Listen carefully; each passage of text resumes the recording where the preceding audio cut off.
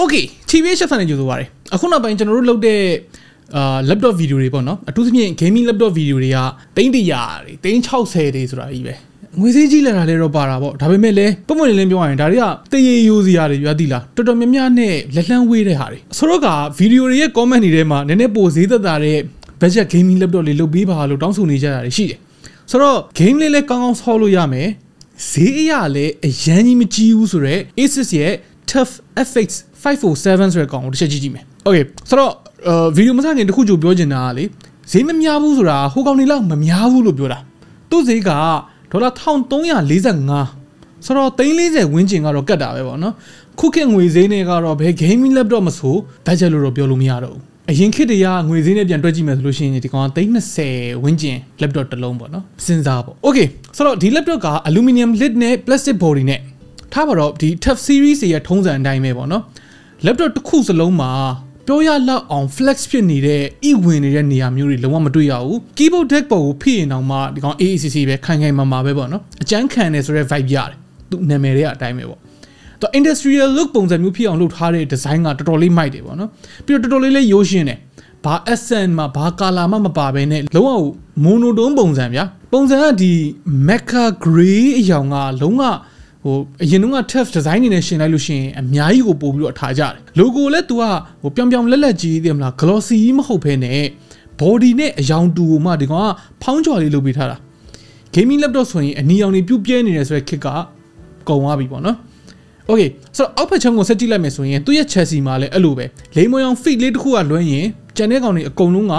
body color နဲ့တသားတည်းပဲပေါ့နော် Evan နေကအစဒီ TUF logo နဲ့ပုံစံတူအောင်ကက်လောက်တွေလုပ်ပေးထားတယ်ဒီမိနစ်ကတော့လိုပဲပေါ့နော် 24.9mm ထူတယ် 2.2 kg လေးတယ်အထူနဲ့အလေးချိန်နဲ့မှာကဒီ 15.6 လက်မရှိတဲ့ gaming laptop တစ်လုံးမှာတော့ဒါပုံမှန်ပဲလို့ပြောရမယ်သူ့ရဲ့ဒီ hinge ကတော့နည်းနည်းလေးမာတဲ့ဘက်ကိုရောက်တော့မယ်ဒါပေမဲ့လက်တစ်ဖက်ထဲနဲ့တော့ lid ကိုဖွင့်လို့ရသေးတယ် 15.6 လက်မ laptop ဖြစ်တဲ့အတွက် keyboard ကသူက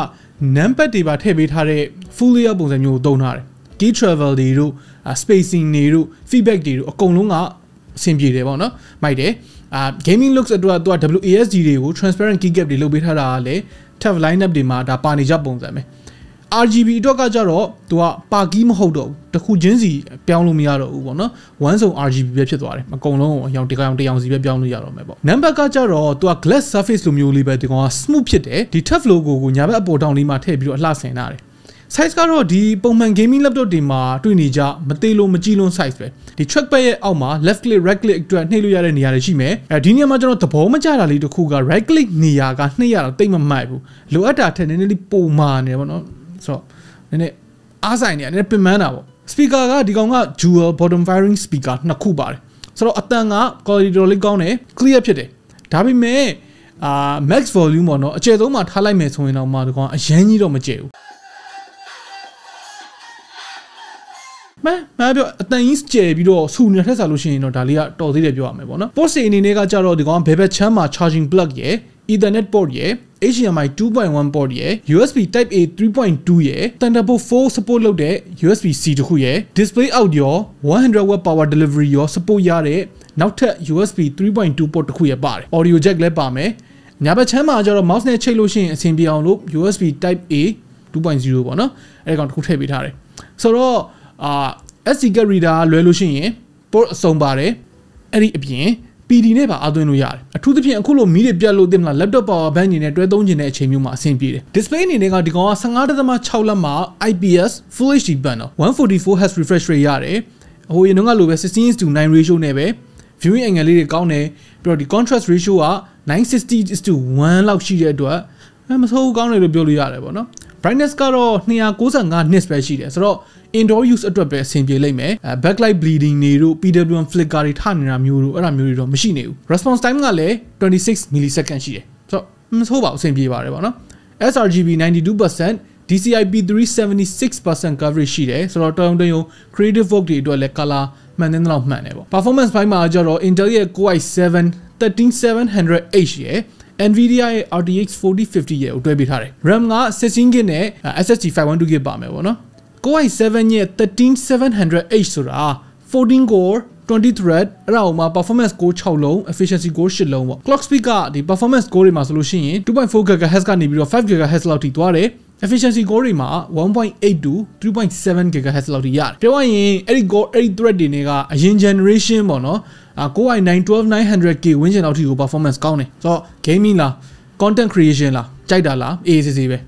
GPU ကလည်းဒီကောင် RTX 4050 ကိုမှ dynamic boost နဲ့ဆိုလို့ရှိရင်115 watt 115 watt နဲ့ plus 25 watt အပိုထက်ဆောင်ဆိုတော့လက်ရှိ AAA title တွေကို 1080p ultra setting မှာ 60 fps နဲ့အထက် AC ဆော်လို့ရတယ်ပေါ့နော် dedicated GPU ကနေဓာတ်ရိုက်သွားတဲ့ဒီ max switch တွေတို့ integrated GPU နဲ့ဒီ dedicated GPU တွေကိုလိုလိုပြောင်းပေးနိုင်တဲ့ Nvidia ရဲ့ advanced Optimus technology လည်းပါတယ်ဆိုတော့ CPU နဲ့ GPU နဲ့ gaming benchmark တွေကိုကျွန်တော်တို့အခုဒီမှာပြပေးထားမယ်ဆိုတော့ game ဆော်နေတဲ့အချိန်မှာ fan noise ကတော့နည်းနည်းလေးဆူတဲ့ထဲမှာပါတယ်ပေါ့နော်တာမတော်တော်ဖြစ်တာဘာညာမျိုးတော့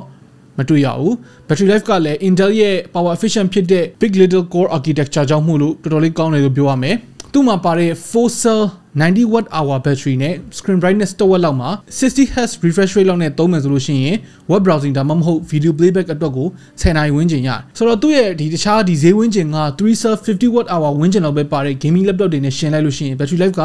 တိတိတသာပြောရရင်နှစ်ဆနီးပါးကိုပိုကောင်းတယ် okay ဆိုတော့အဆုံးသတ်ပြောရရင်ဒီ laptop ကဒီဈေးဝန်းကျင်မှာအားသာချက်တွေအများကြီးရှိတယ် ports တွေကိုလည်းစုံစုံလင်းလင်းပဲ PD charging ပါတာတို့ Thunderbolt 4 ပါတာတို့ SSD နဲ့ RAM upgrade လုပ်ဖို့အတွက် memory slot 2ခုနဲ့ PCIe slot 2ခုစီပါတာတို့ battery life တော်တော်လေးကောင်းတာတို့ display အတော်အသင့်ကောင်းတာတို့ပြီးတော့ပို့ပြီးတော့ performance ကျသွားတဲ့ thermal throttling တွေမရှိတာတို့အဲ့ဒါတွေကသဘောကျစရာပဲ performance ကလည်း thermal gaming 3D modeling photo video editing အကုန်လုံးကိုလုံးလုံးလောက်သုံးလို့ရတယ်ဆိုတော့ဒီဈေးမှာခုနကပြောတဲ့ဒီအချက်တွေအကုန်လုံးနဲ့ကိုက်ညီတဲ့ laptop တစ်လုံးကိုရှာနေတယ်ဆိုလို့ရှိရင်ဒီ TUF ရဲ့ FX507 လေးကိုတစ်ချက်ကြည့်တင်တယ် okay ဆိုတော့ခင်ဗျားတို့ရောဒီ laptop ကိုဘယ်လိုမြင်လဲဒီဈေးမှာဒီလိုမျိုးဘက်ဆောင်သုံးနေတယ်ဆိုလို့ရှိရင်တခြားရွေးချယ်စရာဘာလို့ရှိအောင်မေးလို့ထင်လဲအောက်က comment တွေမှာဝင်ရောက်ဆွေးနွေးညှိနှိုင်းသွားလို့ရပါတယ် okay နောက်နေ့မှတွေ့တော့